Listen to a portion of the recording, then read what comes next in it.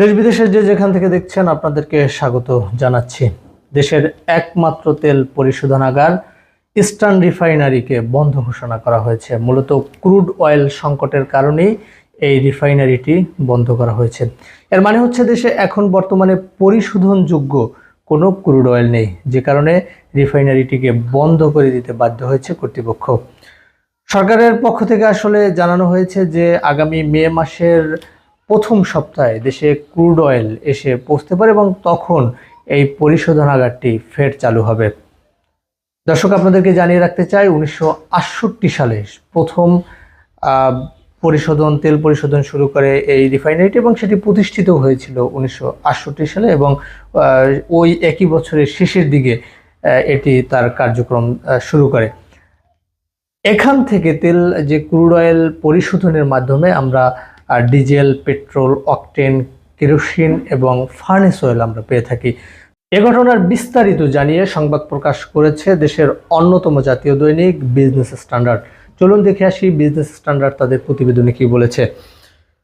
Crude তেল সংকটের কারণে পরিশোধন কার্যক্রম বন্ধ করতে বাধ্য হয়েছে দেশের একমাত্র রাষ্ট্রায়ত্ত তেল শোধনাগার ইস্টার্ন রিফাইনারি লিমিটেড।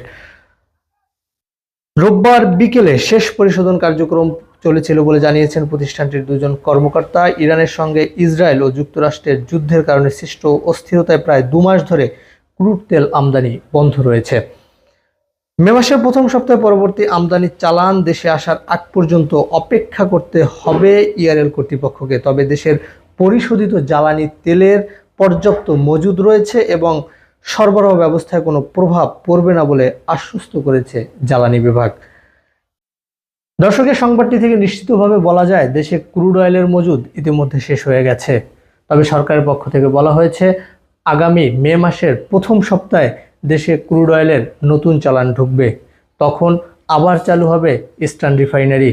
তবে ইতিমধ্যে যুদ্ধের কারণে দেশে জ্বালানি তেলের একটি সংকট লক্ষ্য করা গেছে।